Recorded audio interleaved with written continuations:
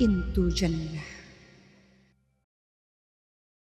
Assalamualaikum warahmatullahi wabarakatuh. Saya Oki Setiana Dewi kembali menjumpai Anda dalam program kesayangan kita Intu Jannah. Pada hari ini saya sedang berada di Mesir. Tapi sebelum saya menceritakan banyak hal mengenai Mesir, saya ingin mengingatkan kepada Anda semua untuk menonton episode ini sampai akhir. Karena di akhir episode akan ada soalan dan yang mampu menjawab soalan tersebut akan berangkat umrah insya Allah bersama Andalusia Travels and Tour. Masihkah ada ruang untukku di tempatmu yang luas? Ku tahu aku banyak dosaku. Masihkah ada lagi belas? Allahumma inni as'alukal jannah. Intu Jannah. Mesir disebut sebagai negeri Anbiya, negeri para nabi, karena begitu banyak nabi yang ada di tempat ini. Kita mulai sejarah para nabi dengan Nabi Ibrahim alaihissalam dan Siti Sarah yang pergi ke Mesir.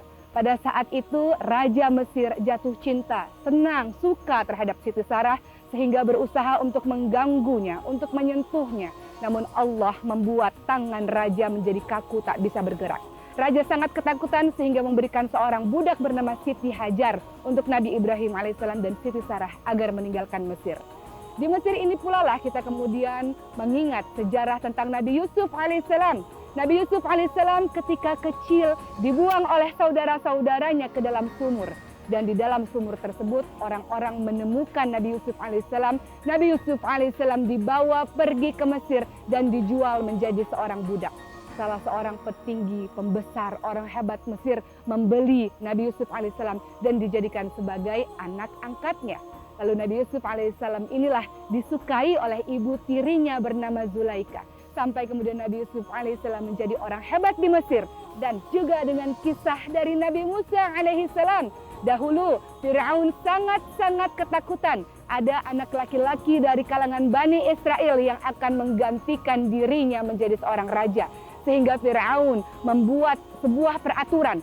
Anak laki-laki yang lahir pada saat itu semuanya harus dibunuh.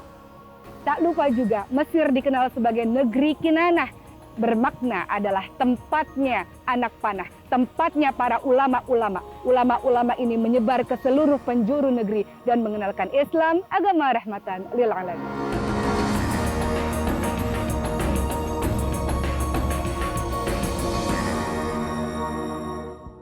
Ada 120 piramid yang tersebar di Mesir dan 12 piramid kita temukan di Giza. Di belakang saya adalah piramid yang paling besar bernama piramid Khufu. Piramid ini termasuk dari 7 keajaiban dunia. Tingginya 137 meter, dibangun oleh 100.000 orang selama 20 tahun. Dahulu setiap Fir'aun atau setiap raja telah membuat piramidnya masing-masing. Fungsi dari piramid ini adalah untuk meletakkan jenazah mereka dan meletakkan pakaian-pakaian serta harta-harta mereka. Karena mereka memikirkan akan masa depan mereka di hari kemudian. Bahwa mereka harus mempersiapkan perbekalan mereka untuk menuju ke kehidupan berikutnya. Mesir menjadi salah satu negara tertua di dunia. Umurnya 5.000 tahun. Dan biasanya kalau kita melihat piramid, di bagian puncaknya akan tertulis riwayat kehidupan Fir'aun. Karena Fir'aun sendiri sebelum wafatnya akan menuliskan tentang cerita kehidupan, baik keburukan atau kebaikan yang telah mereka lakukan. Karena mereka percaya mereka akan dihukum oleh dewa-dewa setelah kehidupan di dunia.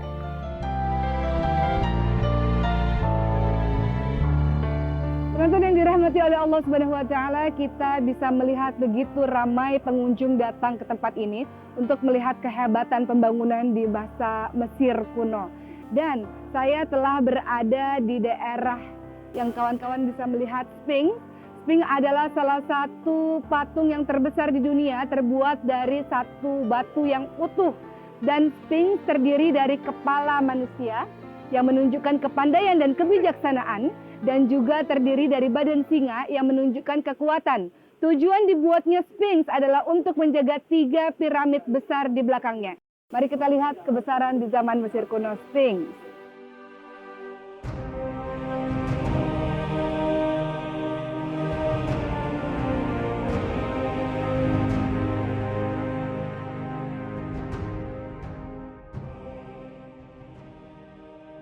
Fustat adalah ibu kota Mesir yang keempat. Disinilah saya berada.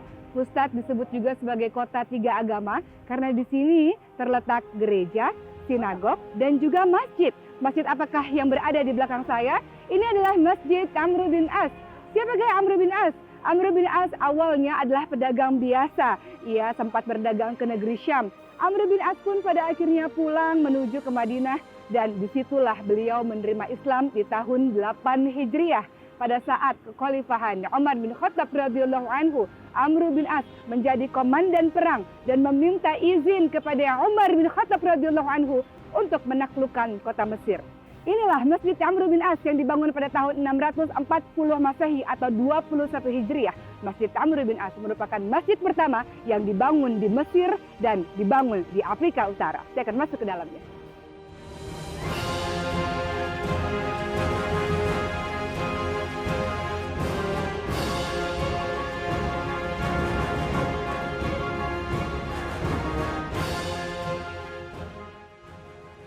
Ada cerita yang menarik pada saat pembangunan masjid ini. Pada saat itu Amr bin As menginginkan Masjid Amr bin As dibangun di tempat ini. Namun ada rumah milik seorang Yahudi yang tua. Tapi Yahudi yang tua itu tidak ingin rumahnya dipindahkan untuk dirubah menjadi masjid. Maka Amr bin As pun berusaha untuk menggusur atau membongkar rumah itu. Yahudi tua ini mengadukan hal ini kepada Umar bin Khattab radhiyallahu anhu dan Umar bin Khattab radhiyallahu anhu merasa sangat marah. Apa yang dilakukan oleh Umar bin Khattab radhiyallahu anhu? Beliau mengambil tulang dan kemudian menggaris seperti huruf alif dan diserahkan kepada seorang Yahudi yang tua tersebut untuk diserahkan kepada Amr bin As. Ketika Amr bin As menerima tulang tersebut, ia merasa sangat-sangat ketakutan karena ia paham maksud dari Umar bin Khattab adalah berlakulah adil kepada siapapun. Maka Amr bin As pun berusaha untuk meminta maaf kepada Yahudi yang tua. Namun, lihatlah apa yang terjadi kepada Yahudi yang tua. Yahudi yang tua merasa bahwa agama Islam adalah agama yang sangat-sangat adil. Sehingga beliau pun jatuh hati, jatuh cinta. Dan pada saat itu mengatakan, dirikanlah masjid di atas rumahku. Dan ia pun masuk dalam agama Islam karena Islam mengajarkan mengenai keadilan. Intu Jannah.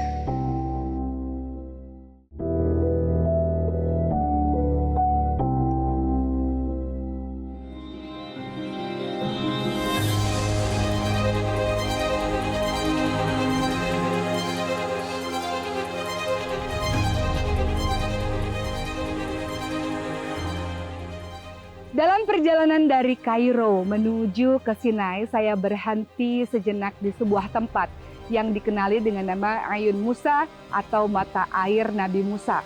Orang-orang Bani Israel mengatakan, "Ya Musa, kami haus, kami memerlukan air, kami ingin minum."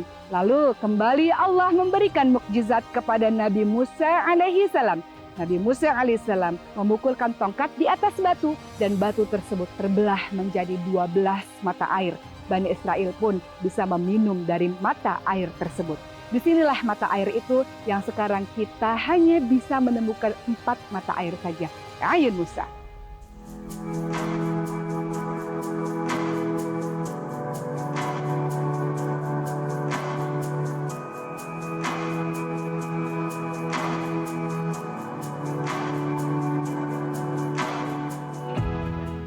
Penonton yang dirahmati oleh Allah Subhanahu wa taala, saat ini saya sedang berada di Laut Merah.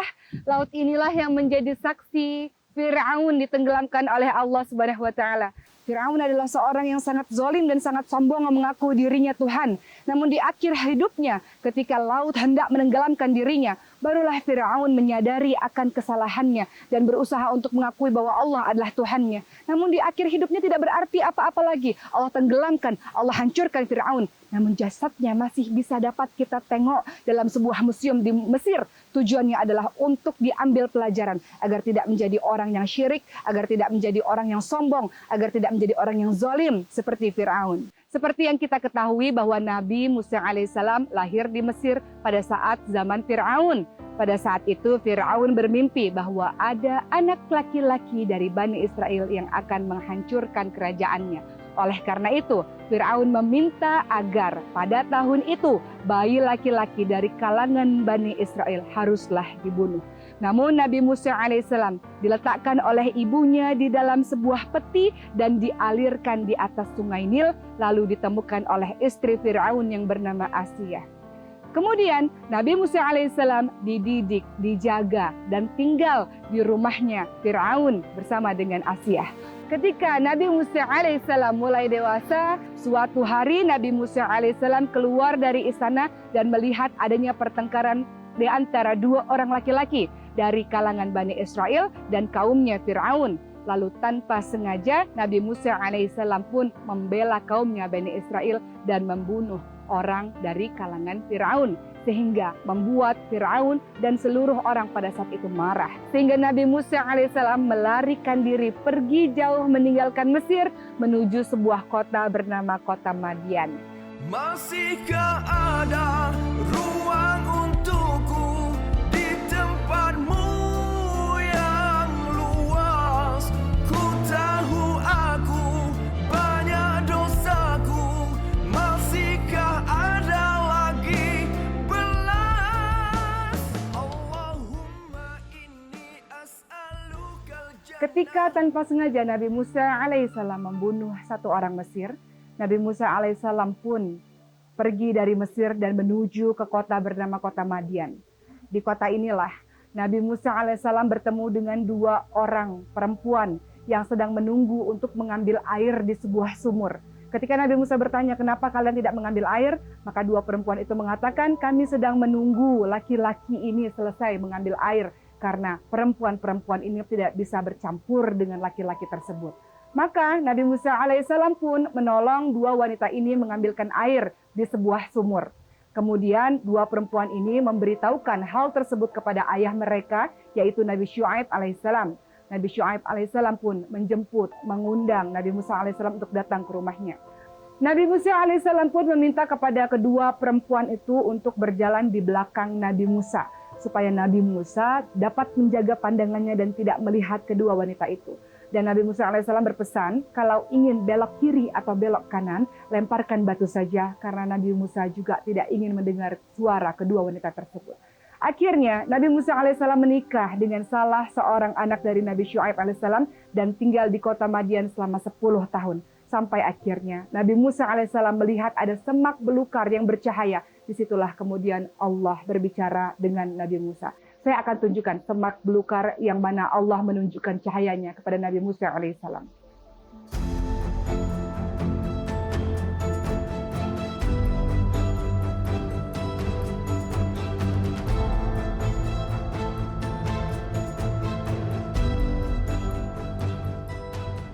Di belakang saya lah sebuah semak belukar, di mana di tempat inilah Allah menunjukkan cahayanya dan kemudian berbicara langsung kepada Nabi Musa alaihissalam.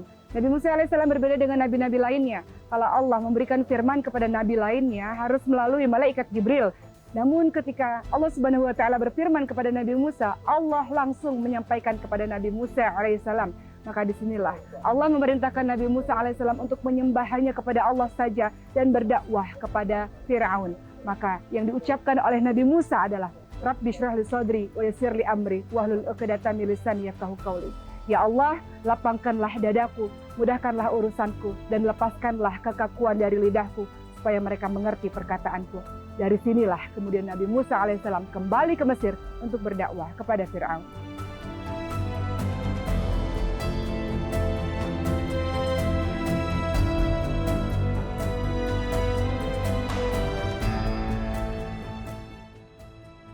Dalam perjalanan saya yang hendak mendaki ke Bukit Tursina atau Bukit Sinai, saya melewati biara yang dinamakan Saint Katarina atau Santa Katarina. Biara ini adalah biara tertua untuk orang-orang Nasrani yang dibangun setelah abad ketiga. Dan ini disebut juga sebagai Al-Wadi Al-Muqaddasi Tua, lembah tua yang sangat suci untuk 3 agama, Islam, Yahudi, dan Kristen. Ayo kita masuk ke dalamnya.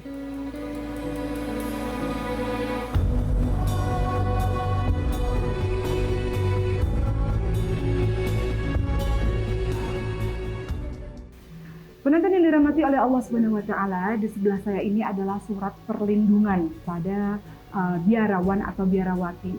Rasulullah SAW berpesan agar seluruh umat Islam tidak merusak gereja, tidak merusak biara. tidak mengganggu orang-orang yang sedang beribadah di biara. Lihat, inilah suratnya dan ini adalah kopinya. Aslinya kita bisa temukan di Topkapi Palace yang berada di Istanbul, Turki.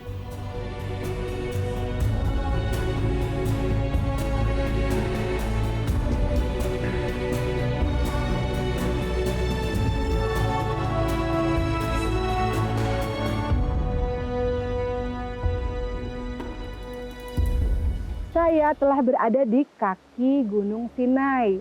Nah, di sini kalau kita lihat sebelah kiri saya ada biara Saint Katarina yang sudah saya masuki tadi, dan di situ juga terdapat semak belukar. Tapi teman-teman, kalau teman-teman ingin mendaki Jabal Musa ini atau Gunung Sinai ini, teman-teman memerlukan masa selama lebih kurang 5 jam dengan berjalan kaki. Tapi di sini adalah tempat hentian unta. Kawan-kawan semua boleh menaiki unta sampai ke atas, memerlukan masa lebih kurang 2-3 jam. Saya akan coba untuk naik ke atas. Intu Jannah.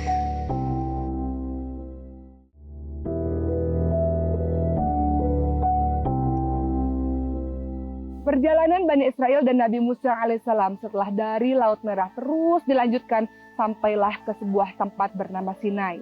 Disinilah saya berada di Bukit Tursina atau Bukit Sinai. Di tempat inilah Nabi Musa alaihissalam meminta kepada Bani Israel untuk menunggu di kaki Bukit Sinai, dan Nabi Musa alaihissalam mendaki tinggi jauh ke atas Gunung Sinai untuk berjumpa dengan Allah Subhanahu wa taala, untuk menerima 10 perintah dari Allah Subhanahu wa taala. Di antara perintah-perintah itu adalah jangan menyembah kepada selain Allah, jangan berbuat syirik, jangan menyembah berhala, jangan berzina, jangan membunuh, jangan mencuri, jangan mengambil yang bukan haknya. Selama 40 hari Nabi Musa alaihissalam berada di puncak Bukit Sinai. Kemudian ketika Nabi Musa alaihissalam balik atau kembali menuju ke kaki Bukit Sinai, alangkah terkejutnya Nabi Musa alaihissalam karena melihat Bani Israel telah membuat patung anak sapi yang berada di belakang saya. Patung anak sapi ini dibuat oleh seseorang bernama Samiri. Mereka membuat patung anak sapi atau patung anak lembu ini untuk disembah, dan mereka menganggap patung anak sapi ini adalah Tuhan mereka. Lalu Nabi Musa alaihissalam meminta kepada Bani Israel untuk seluruhnya pergi menuju ke Palestina, namun mereka tidak mau. Mereka mengatakan di sana, di Palestina, ada sebuah kaum yang sangat kuat dan mereka tidak ingin berkelahi, bergaduh dengan kaum tersebut. Nabi Musa saja yang pergi ke sana. Akhirnya Allah Subhanahu wa taala membuat Bani Israel tersesat selama 40 tahun di Gunung Sinai ini, di tempat yang bernama Sinai ini. Kemudian Allah ganti dengan kaum yang lebih baik daripada Bani Israel.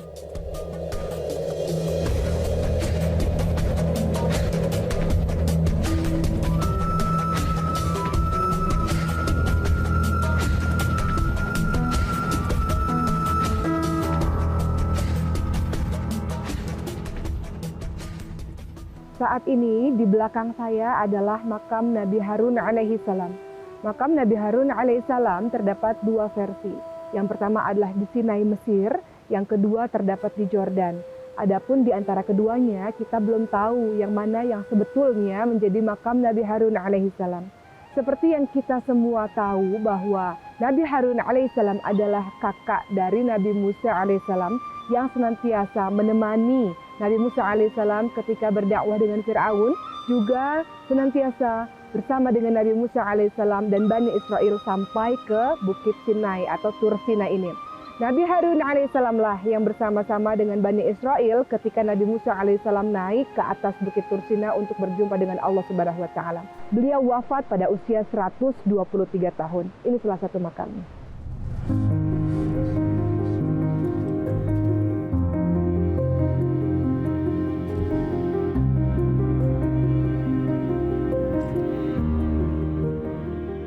Masjid Al-Azhar, disinilah saya berada. Masjid yang terletak dekat dengan Pasar Khan Khalili dan Masjid Hussein ini dibangun pada tahun 970 sampai 972. 2 tahun lamanya. Dibangun oleh seorang jenderal perang yang bernama Jauhar Asakili pada masa dinasti Fatimiyah. Disebut dengan nama Masjid Al-Azhar karena diambil dari nama Fatimah Az-Zahra, anak dari Rasulullah SAW. Pada saat itu, fungsi Masjid Al-Azhar ini adalah sebagai tempat penyebaran dan pengajaran ajaran Syiah. Lalu ketika Salahuddin Al-Ayyubi masuk ke Mesir, ajaran Syiah itu perlahan-lahan dihilangkan. Salahuddin Al-Ayyubi membawa ajaran Sunni masuk ke dalam Mesir. Dan kemudian Masjid Al-Azhar ditutup sementara dan dibuka kembali pada masa pemerintahan Mamalik. Masjid Al-Azhar kemudian berkembang menjadi Universitas Al-Azhar. Ada beberapa jurusan dekat masjid ini, seperti jurusan Usuluddin, Syariah, dan Bahasa Arab. Universitas Al-Azhar kemudian dikenali sebagai universitas tertua di dunia, walaupun ada juga yang mengatakan universitas lain yang bernama Al-Qawariyyin di Maroko juga menjadi universitas tertua. Namun apabila dibandingkan dengan universitas-universitas lain di berbagai macam negara, tetaplah Al-Azhar menjadi universitas yang tertua dalam mengajarkan agama Islam. Berbagai macam orang dari seluruh penjuru dunia datang ke Al-Azhar untuk mempelajari Islam. Oleh karena itu, Mesir juga dikenali dengan nama negeri Kinanah. Karena banyak orang yang belajar dari Al-Azhar, mereka menjadi ulama dan mereka menyebar ke seluruh penjuru dunia untuk mengajarkan Islam, agama rahmatan lil alamin.